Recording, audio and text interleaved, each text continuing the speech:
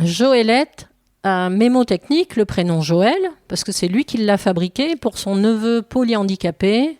Joël, accompagnateur de montagne et voulant amener son neveu dans les Alpes faire de la randonnée en montagne. Trop bien. Une belle entreprise à haut risque, mais qui vaut le détour. Il faut une sacrée coordination entre tous ces acteurs-là. Alors justement, c'est là l'intérêt de la Joëlette, c'est que c'est très fédérateur et que ça oblige à de la coordination et à de l'écoute.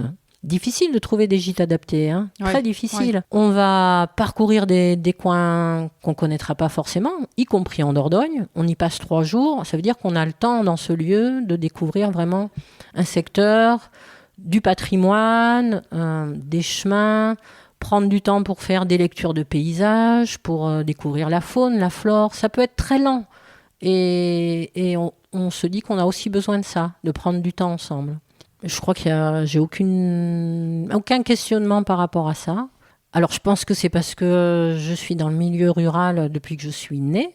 Ouais. Qu'à 5 ans, j'étais dans une bergerie à aider à l'agnelage des brebis. À 16 ans, j'apprenais à labourer.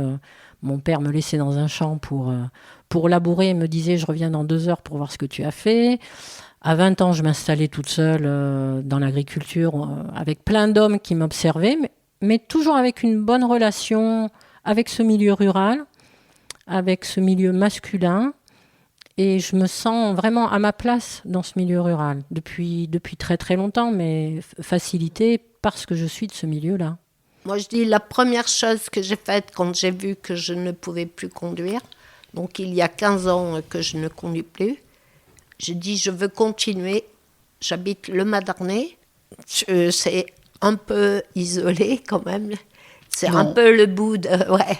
Pas du tout. Un peu le bout de nulle part. Donc, je me suis dit, voilà, tu veux continuer à te promener, à te balader, à aller voir des spectacles.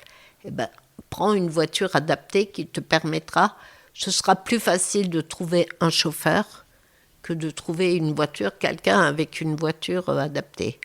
Donc, j'ai acheté une voiture adaptée. Après... Je me suis toujours posé la question, voilà, qu'est-ce que tu veux faire ? Tu veux continuer à aller au spectacle, donc tu prends une voiture. Elle insiste avec les spectacles, elle adore ça. Tu veux aller... J'avais des copains qui buvaient toujours l'apéro au comptoir, et moi j'étais toujours en bas du comptoir. Donc j'ai dit, un jour je serai au comptoir avec vous.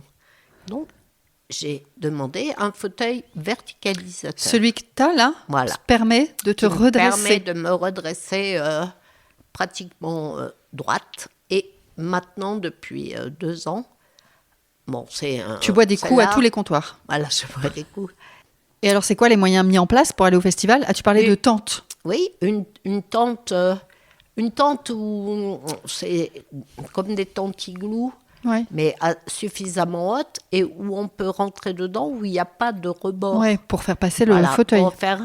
Ah oui, des fois, c'est vrai qu'il y a Oui. Et là où il n'y a pas de rebord, donc voilà. J'ai un lit de camp et j'ai demandé un lève-personne pliant, ça existe, lève-personne pliant qui rentre dans ma voiture. Qui se plie comme ça, je peux le transporter dans ma voiture. Avec tout ton matos, là, t'es autonome. Ah oui. Moi, c'était ce que j'appréhendais, c'était la stabilité. Je ne savais pas ce que c'était une Joëlette, je n'en avais jamais vu. Moi, ce que j'appréhendais, c'était la stabilité dans la Joëlette, puisque je n'ai pas de maintien du tronc, quoi. Pas de... Donc, c'était plus ça la difficulté. Je me demandais... Comment on pouvait être dans cette espèce de chaise en équilibre sur une roue. Donc, c'était plus ça que j'appréhendais.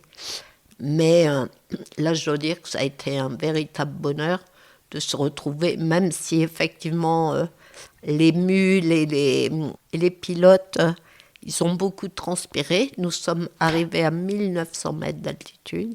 Donc, en passant sur des gros rochers, c'est incroyable. C'était vraiment 1, 2, 3, on passait un rocher, 1, 2, 3, on repassait un autre. Donc, le bivouac en haut dans la montagne et se réveiller le matin. Donc, bivouac, c'était dans une tente.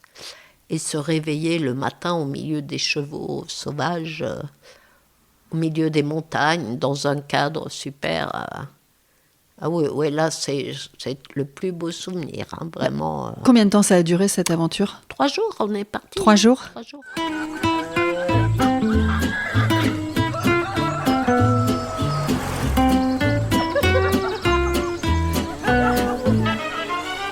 Bonjour, bonsoir et bienvenue sur les Nouvelles Filles de la Campagne. Là, vous venez d'entendre Anne et Christine. Et cette semaine, j'ai bien de la chance puisque j'ai 2 nouvelles filles de la campagne au micro. C'est un épisode un peu spécial car je l'ai enregistré dans le cadre du Podcaston. Alors le Podcaston, c'est quoi ? C'est un événement qui regroupe plus de 450 podcasteurs et podcasteuses. Tous et toutes ont pour objectif, alors grâce à leur podcast, de faire découvrir une association de leur choix et qui leur tient à cœur. En ce qui me concerne, j'ai souhaité mettre à l'honneur une association du territoire, initiée en majorité par des femmes et qui donne accès aux loisirs, au sport et surtout à la randonnée aux personnes vivant avec un handicap. Cette association s'appelle Ça roule pour toi. Elle regroupe toutes les valeurs auxquelles je suis très attachée. On vous donne rendez-vous vendredi 22 mars pour découvrir ces nouvelles filles de la campagne et cette formidable association du Périgord. Je vous souhaite une bonne semaine. On compte sur vous pour partager au monde entier. Merci et à vendredi.